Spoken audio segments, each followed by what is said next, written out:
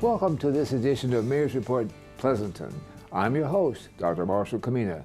Joining me today is the brand new mayor, Jack Balls, from the city of Pleasanton. Welcome for this first time sitting as the mayor of Pleasanton. I hope it feels as good as it looks. Well, thank you. It's an honor to be here. It's an honor to be chosen by our residents of Pleasanton. We had the swearing in on Tuesday night, covered by TV 30, and I appreciate it. Have you seen it? I haven't seen the preview or the broadcast, but I did try to rewatch my speech, and I can't get through it without crying. So I got to give it a few more days before I can critique myself a little bit here. Oh boy, well, I think you'll enjoy it very much. It should stay in our history. That we keep well, for each that's of them. very kind of you. We should see some of the older ones from 20 or 30 years back.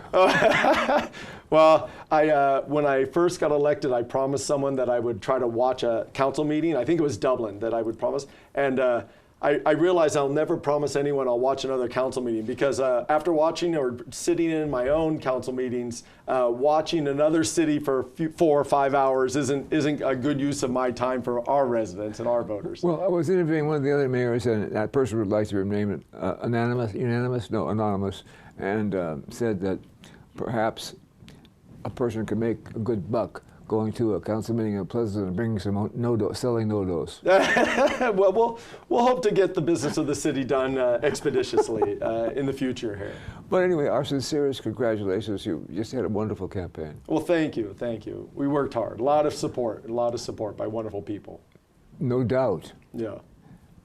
What subject might you like to cover in Mayor's Choice? This is, I think, a really exciting time to have it be you.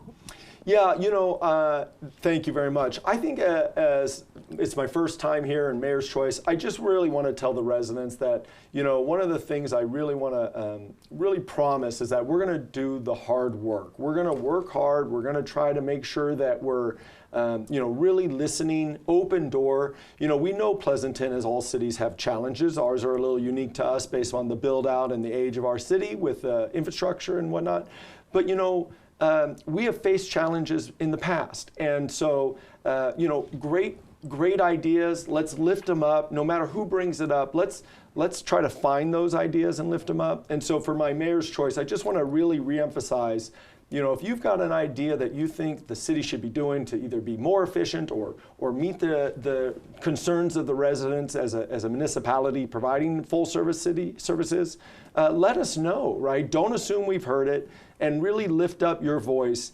And to that end, try to get involved, because I think that the element of what Pleasanton is facing is the change of our demographics. I know I don't look like many of our residents in town, especially maybe some in our school district, but the reality is it doesn't minimize anyone's story. We just need to hear them all. So as my Mayor's Choice, I'm going to encourage participation. I'm going to encourage residents and businesses to let us know how to do better, right? Let's try to figure that out. Let's do that. Let's rise to that challenge. So that's my Mayor's Choice. That is going to be words of joy to a great supporter of yours named Linda Kelly. Yes. She's I've known her many years, and the beauty about residents of various time of living in our town is that they have different perspectives of it, right? And so I think that's the blend that we're trying to do, and all cities do, right?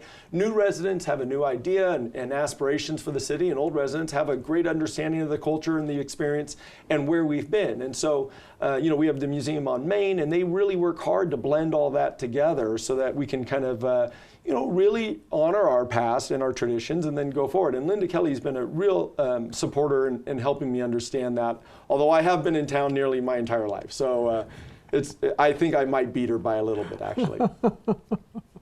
I don't remember my youth too much, though, so, Well, if you don't, who's going to do it? Yeah. What topics would you like to cover?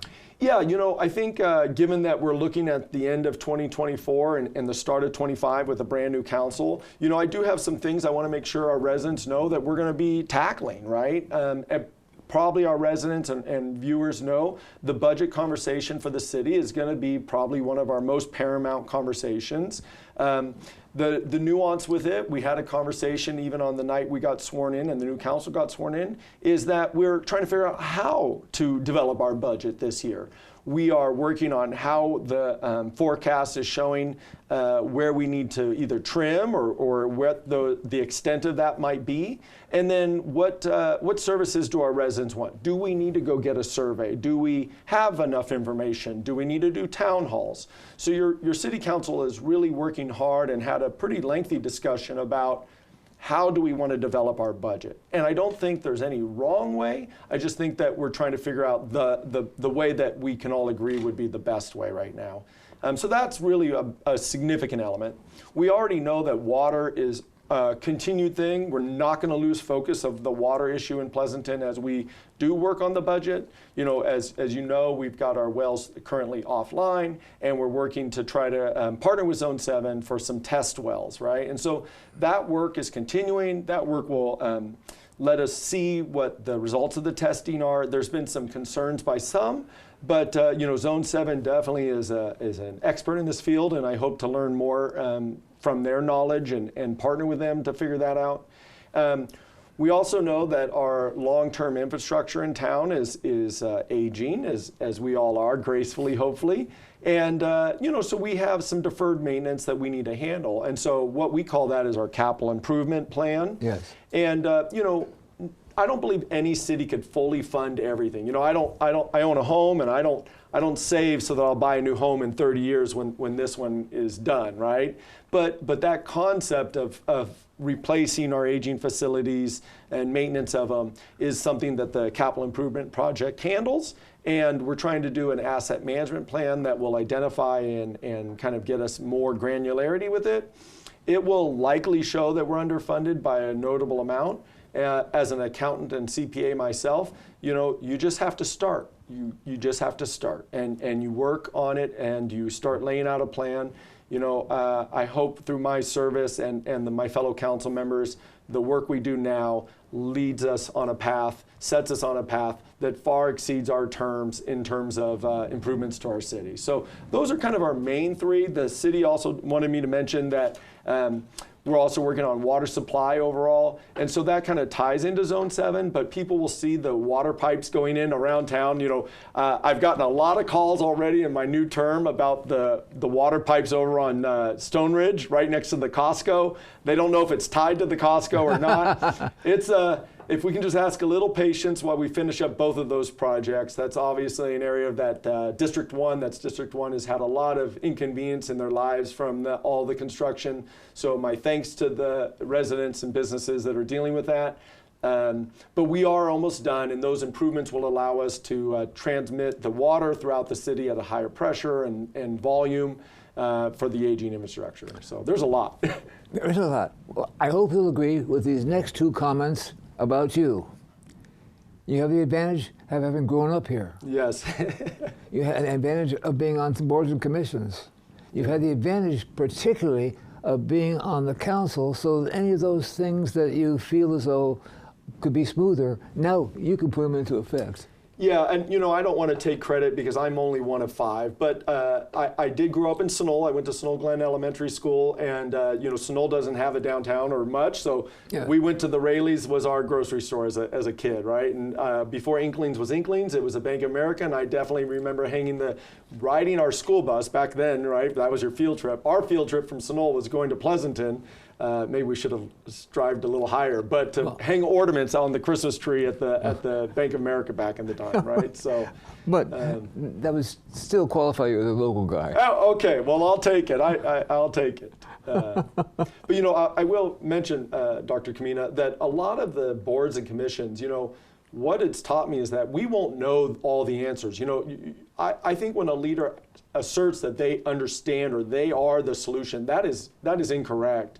I think what the real task is trying to listen for good ideas and try to percolate them up and lift them up so that we can really vet them out. I don't have all these answers. I really don't. But I know that we've got some really good ideas and a really good team. And so that's, I think, one of the main jobs this council needs to do is really try to work through the issues, talk about them frankly, really press on them to kind of vet them out, and then lift them up. So that's going to be one of my goals.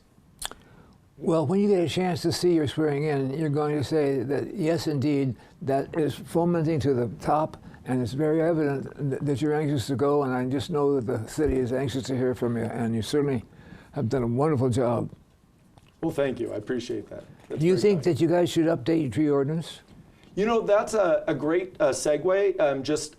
One of the things that we've heard, and I actually sat on the Heritage Tree Review Board.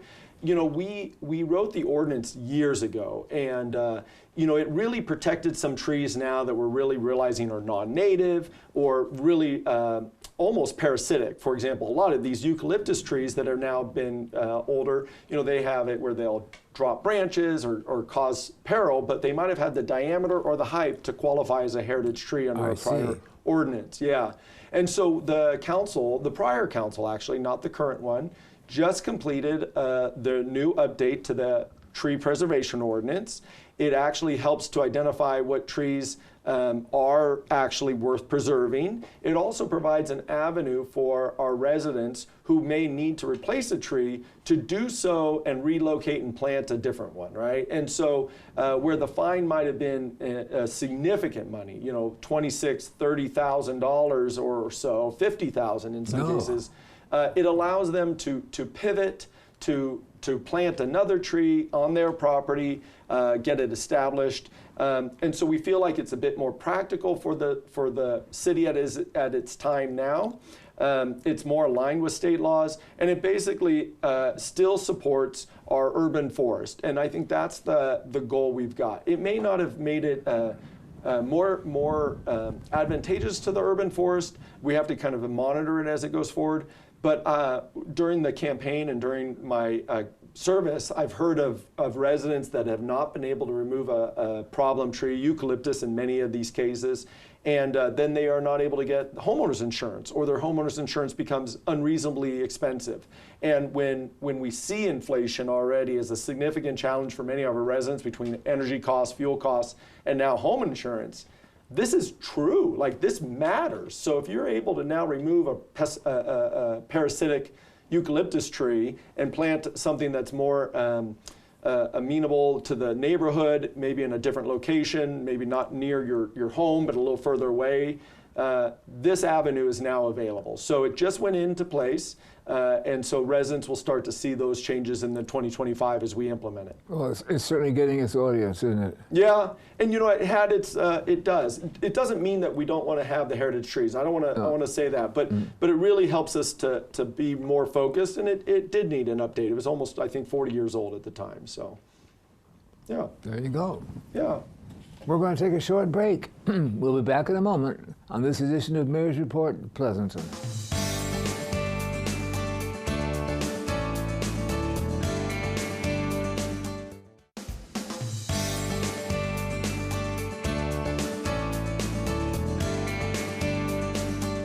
Welcome back to this edition of Mayor's Report, Pleasanton, and we are here talking for the first time today with Mayor Jack Balls from the city of Pleasanton. Welcome back after the break. Yeah, thank you.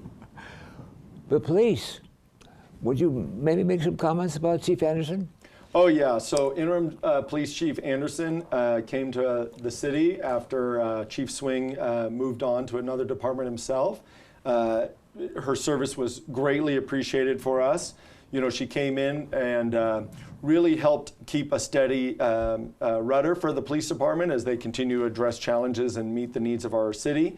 She just, as one of her last acts as the interim chief, just reported out the biannual police public safety update for them. And people have probably heard in the community that we've got a real reduction in some of our crimes. We're looking at homicide, rape, aggravated assault, burglary, larceny, auto theft. These things have really we're starting to see the needle move, right? The nuance that we're trying to make sure the community knows is that the new reporting system is going to be rolled out in the city and statewide. And so the way we've tracked and reported crimes in the past have been pretty high level, if you will. So for example, if there's a 4-part crime and the person committed 4 crimes in the same time. Maybe they had a gun and a knife and did a robbery, et cetera. It was under one item, one incident, if you will. I see. And now, under the new system, it might be under 4 or up to, I think it was 10 or so. And so this new system, to make it a little hard for people, is California Incident-Based Reporting System. Thank goodness they wrote it down. So the new reporting system is going to be more granular. And so when we get to the next police update, which we would expect in early or mid-spring of 25, our data is not going to be compatible. We're not going to be able to go back and update the data for all of the years we report, which is typically about 5-year trends.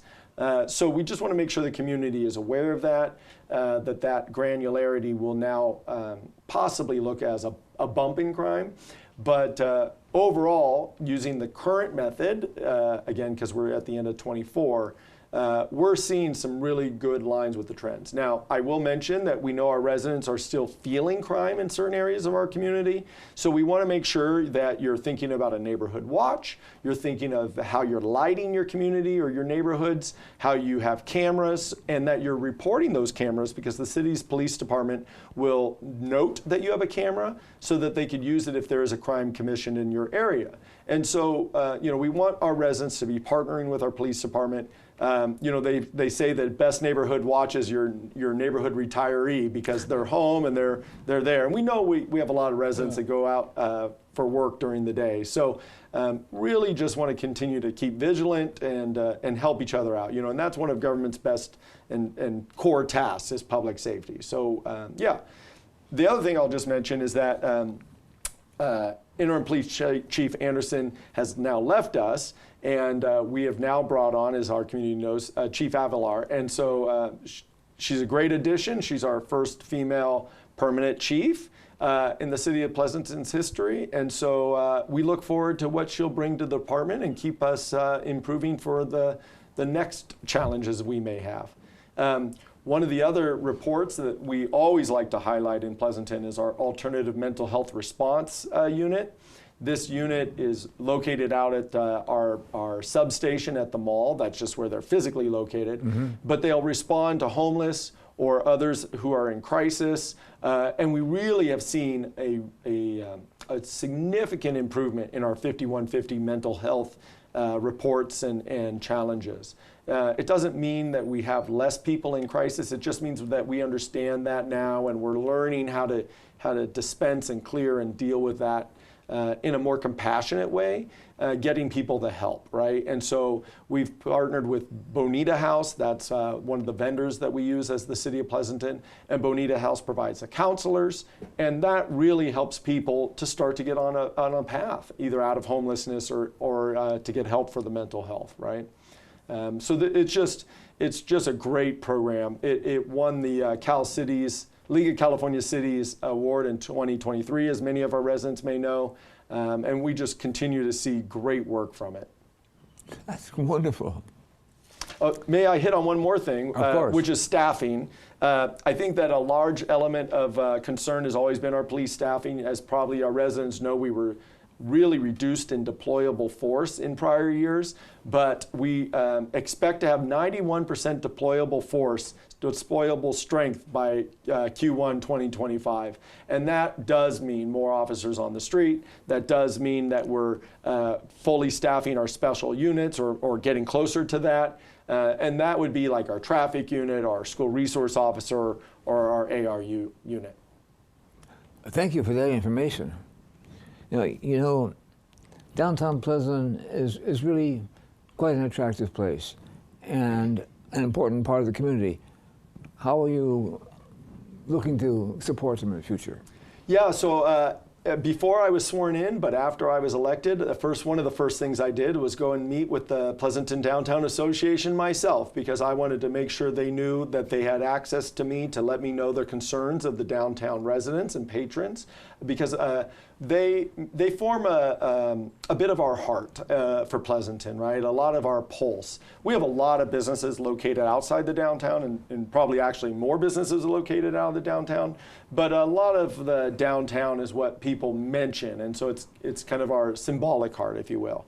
And so, you know, we continue to try to find programs and solutions. Right now, we're working on well, they just finished their sweater stroll, as probably everyone knows, and then we're looking at the e-gift program and card program. I've used it myself. 46 merchants are accepting the electronic gift card. 32 of them are downtown. And so it really helps keep local. And I think that's the thing that a lot of our municipalities in the Tri-Valley are trying to make sure our residents understand, is that when you spend your tax dollar at a local business, more of it actually comes back to your city and can be reinvested than if you were to buy online, even though we're part of a county pool that does collect the tax, sales tax revenue. So if you can shop local, it really does help. And so as I said, I met with the Pleasanton Downtown Association right in the beginning to understand their concerns. You know, I think Pleasanton also needs to evaluate what we can do to help the downtown. It might be some other things with land use or others for the council once we kind of chew what we already got on our plate. So, you know, I think we can look longer term as to maybe how our downtown specific plan is working, and see if we can tweak some of it to achieve the results we'd like. Are there any events you'd like to highlight that you can tell us about coming up? Well, probably events, maybe not so much as we wrap up to the end of the year here. I know a lot of people are getting ready for the holiday season, but as winter comes, I'll highlight that you know, right now the city has completed its leaf pickup, although it may not look like it. You know, we do leaf pickup for the city-owned trees to prevent them from clogging our storm drains and streets. I'm sure many residents understand or remember the storms just a few years ago that did pretty significant damage and flooded Snow Boulevard, for example, even down by Rayleigh's. So we just want to really get out the message that the leaf pickup is complete. If you still see leaves in your property or in the street, you know, if you can use your green waste bin to handle those. Most of the leaf pickup is designed to collect the leaves from the city-owned trees on the city property. So if it's a private residence with private leaf litter, we'd ask that they use their green waste bin to handle that. That's been getting a lot of attention online lately. This went so fast, but we're out of time. Oh, well. And I hope to see you every week. Well, thank you. And thank you for watching this edition of Mayor's Report Pleasanton. Join us for the next episode of Mayor's Report right here on Tri-Valley TV. I'm Dr. Marshall Kamena. Thank all of you for joining us.